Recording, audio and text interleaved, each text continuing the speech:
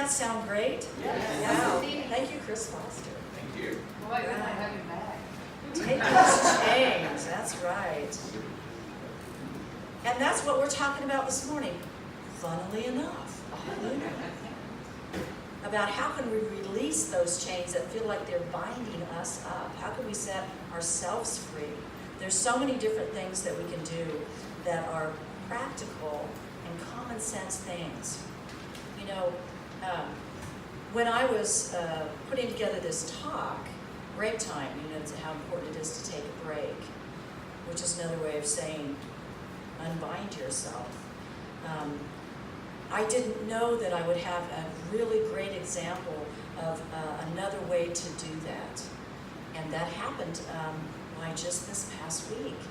My husband and I live south of Lawrence, Kansas. And we know the drill. We've grown up in the Midwest. We have a basement in our house. And we all know what to do when those things happen.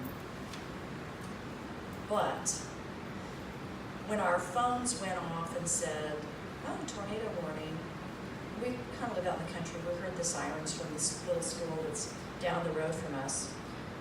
We didn't go outside. We went downstairs. We took things we needed. And my husband's office is in the lower level of our house. So he actually just stayed at work and had the radar up. And I took some things down there that I needed to do, thinking I was going to start dinner just a few minutes later. And good thing I didn't.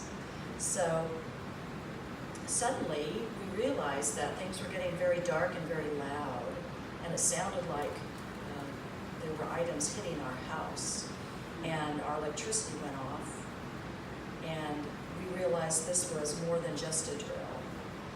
We were very fortunate, just to cut to the chase. Our house was not damaged. All we had were some few limbs down, but our electricity was off for 18 hours. We had a sump pump in our basement that didn't run for 18 hours. And we realized about the first hour in, this is what's next. So we've been very focused on cleaning out a basement full of water, including my husband's office. But we're so fortunate compared to our neighbors whose homes were completely leveled, whose farms were destroyed, whose animals on the farms were destroyed. And we just know that we were very, very focused. We felt fortunate. We were up almost all night. We had a lot of folks offer to help, bring a generator, didn't work, had friends come to help get the electronics up and safe. And pretty soon we realized there was nothing more we could do. We had to stop. And it was a little hard to stop when you know your basement is filling up and there isn't anything you can do about it. So we took a break. We didn't want to take a break. And there are many examples in our lives when those of us who are, and I think that includes everybody here, we're capable, we have a plan, we can power through and get things done, and we just thought, well, shoot, we can do this, that, and the other, and we couldn't do any of it. There are times when we wonder, how can we ask for help? How can we accept help? Do we even need help? And I think the first thing we can do when it comes to taking a break for ourselves is we need to allow it. Instead of fighting it, saying, oh, the basement's filling with water, and start visualizing all these terrible things that were happening right under our feet, or so we thought. We have to allow the break to happen and ask for help. There's a concept. I'm an alpha gal. I can get it done. My husband's an alpha guy. We don't need help. Yeah, we did. We had to ask for help. We needed to let ourselves rest. We needed to reach out. We needed to feel what we were feeling. And we were feeling a little scared and a little worried. And then all of a sudden we were feeling fortunate because we were in a house that was intact. Yep, it was getting wet and wetter, but we were intact. We can only do so much processing. Have you ever been in the middle of a situation and you've been so focused on this? And it can be a positive, fun thing. You know, it doesn't always have to be a negative thing, but we're so focused on getting it done. We just feel like we're the only ones who can take care of business. We're gonna do this all ourselves. When in fact, I learned from a good friend of ours that we were taking away the opportunity for somebody else to step up and take responsibility. We were denying the opportunity for someone else to offer help and feel great about that and have something to offer. We hold them back if we don't allow that opportunity. You know how great it feels when someone comes to you and says, you know, I really need your help, and there's something you know you can do. You can step in and say, I've got a generator, I've got a wet bag, I've got some food for you to eat. Here, we can take your food from your refrigerator and put it in ours. And people just light up. We have been astonished all week at the people who have come forward, many that we don't even know, that say, I would love to help you. I have something I think will help you. Let me do that. If we don't allow that opportunity, it drains us of our energy. It drains us of our energy. So I have to tell you, the next morning, when a person we didn't know who was a friend of a friend drove down our driveway with a generator, we went, oh, yay! And he said, yay, you must be Alan Kelly. And we went, yes, we are, woohoo! And as soon as he pulled into our driveway, our electricity came on. And we started to say, oh, we're so sorry. He said, no, I've been looking for a way to help anybody that needs help. He said, I brought a wet bag, I brought my tools, I'm here for the rest of the day. What do you need? And we went, yay! We need a lot. So he and my husband especially worked very, very hard for hours and hours. And sometimes we not only need to take a break from what's happening, what we're doing, we need to step back and take a break from our mindset. What's our mindset here? Why am I feeling so heavy and stressed? I'm thinking those negative thoughts. Here's an example of shifting the energy or mindset of a situation. And I just love this. It's one of my favorite ones. You know, I was standing in a long line at the courthouse getting ready to pay property taxes when my son was about 5. And it was almost 5 o'clock, so you can imagine folks are there after work, they're trying to get there in time, it's the last day, and it's a very long line. And everybody's getting a little cranky, a little crabby, and we're thinking, oh, don't lock those doors yet, don't close that thing, just make sure I'm in line, and we're all getting a little tense. And I'm standing with my 5-year-old son. We've been standing there for 30 minutes now. And it was getting more quiet, people were getting more tense. Even the people behind the counters, they're trying to help everybody as quickly as they can. They're stressed, we're stressed. And all of a sudden my son goes, hey, let's do the hokey pokey.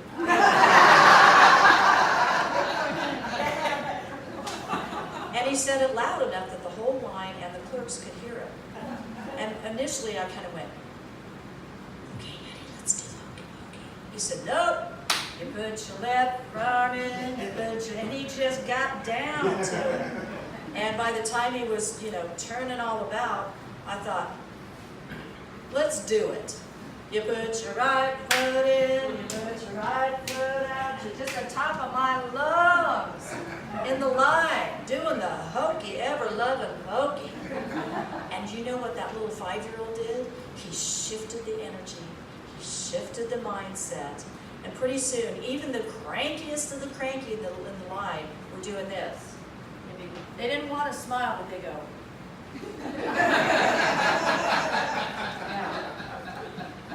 By the time we got up to the counter, It was so sweet. The clerk that helped us, she said, "Hey, are you that hokey pokey boy?"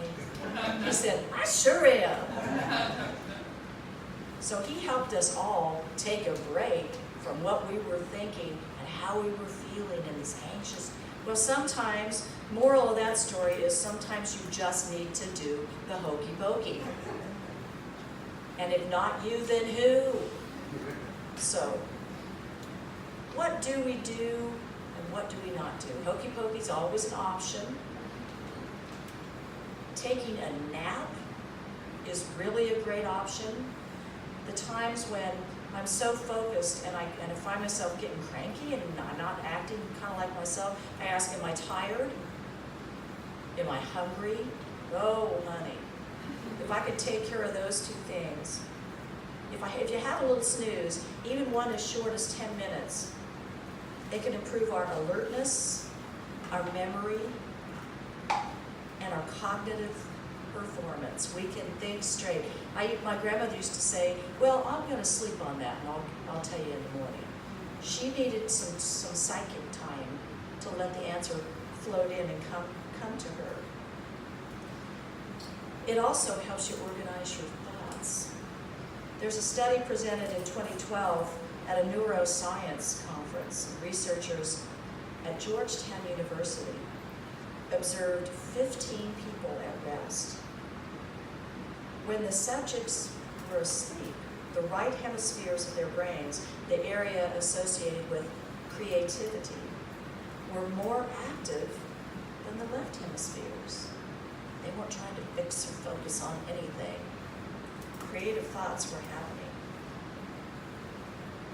A scientist involved with the study speculates that this activity might indicate that the brain, quote, could be doing some useful house cleaning during its downtime, like classifying data, consolidating memories, writing songs, coming up with creative ideas to solve whatever problem it is we've been looking at. So I highly recommend nap time. So when can you take a break? Take a break anytime, especially when things get too stressful, too serious, too much. Too much. Has anybody ever seen the movie Steel Magnolias? When Sally Field's character is standing at the gravesite of her daughter, and it became too much, and she needed to process what she needed to process. But when her friends who were there with her, the other Steel Magnolias, realized this was now becoming harmful to her, her friend said, "Take a whack at Weezer." And that cracked her friend Weezer. And that cracked the character up so much, suddenly she realized, this is not a funny situation, but it was beginning to be too much for me. I needed to laugh. Milton Berle, the famous comic actor, said, "Laughter is an instant vacation." Even if it's just for a minute. When our friend Michael came to help us pull some things up out of the water in the dark at midnight and help us keep ourselves safe by unplugging all the electrical things we could and putting things up, he started making jokes. He said, "Well, I didn't realize I needed my water wings and my snorkel when I came over, but I'm all in." And he came in. I love this quote by Leo Tolstoy, the author, who says, "In the name of God, stop a moment. Cease your work. Look around you. Stop." And then in the vernacular that I know, that feels right to me, in the name of God, the God within us, the Spirit, the all-encompassing power of the universe, the infinite, take a break. There are some times when there are little miracles all around us, and we're so stressed and focused on working that we don't take just a second to see them. I was out at White Memorial Camp a couple weeks ago, co-leading a 6-day retreat and workshops called Brave Voice, Writing and Singing for Your Life. And people come from all over North America to attend this. And there were a couple of days, yes, we had some dicey weather, there's a big tornado shelter there, and folks that aren't from the area it's more stressful for them because they don't know what to do. So we always go over this. If this happens, we'll do this. Here's our procedure. Everyone will be safe. You don't need to think about that anymore. So after one particularly wild and windy day out at White Memorial Camp on Council Grove Lake, surrounded by rising water, seems to be a theme for me this past minute. I need to learn how to swim in a more powerful way. Or just float. Maybe that's what I need to do. We realized that the storm was actually leaving the area. And all of a sudden, one of our participants jumped up and said, "Go outside." So all of us, have you ever been in a crowd when somebody turns and starts to run and everybody goes, "I don't know what they're running for, but I'm going to." So she said this and we went, "Break time." We all went outside and we looked up and there was a big double rainbow. Because behind us was the sunset and in front of us were the dark clouds moving away. And we didn't say anything, we just stood up and went. And the wind was still blowing and but then we started taking pictures and it was really fun. But if we hadn't listened to her, to just take that little moment, maybe 2 or 3 minutes, to take this in. And I think it was a nice release for all of us after a kind of stressful day of weird weather and who knew what was going to happen.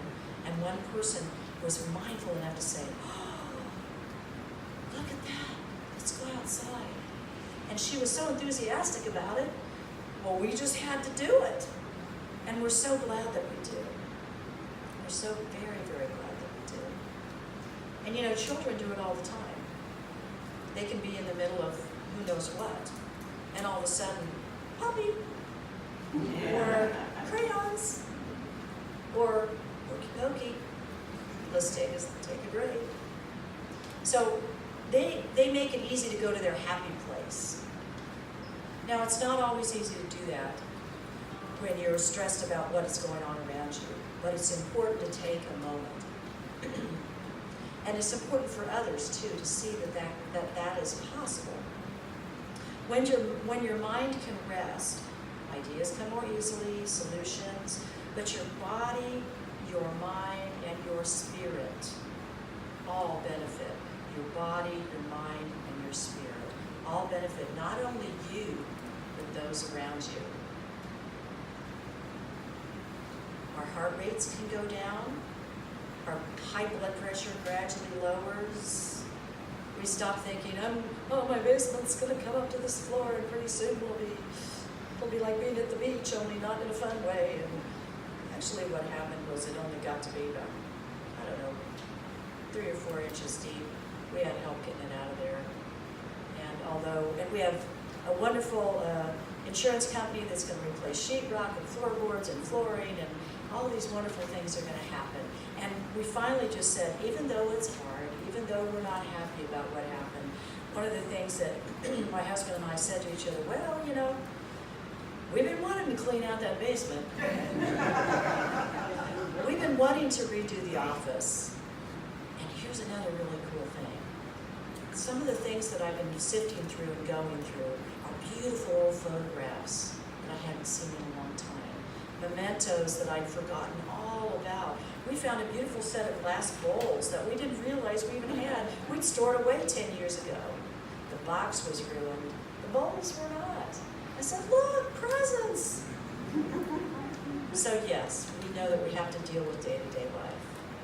But if we don't allow ourselves time to take a little break, physically, mentally, spiritually, it just becomes too much. So here's some things to try this week. Just little mini vacays. Once a day, even if it's just for one day, stop for 60 seconds. I'm just talking about 60 seconds. Breathe in slowly and breathe out slowly. We're breathing through our nose and we hiss or shush out. We go, try it with me.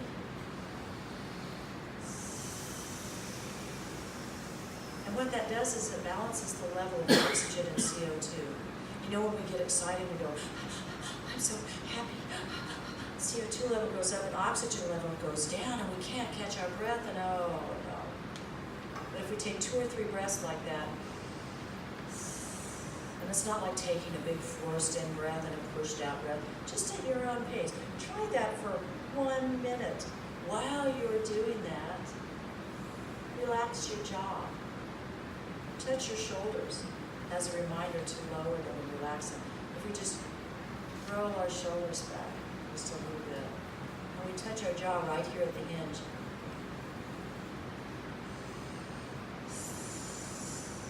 Suddenly, our body begins to relax. Suddenly, even just for 1 minute, we can take a little mini break and calm our nervous system. Here's an idea. Make a date with your child, your mate, your pet. Put it on your calendar like any other appointment. I have a date with my wife.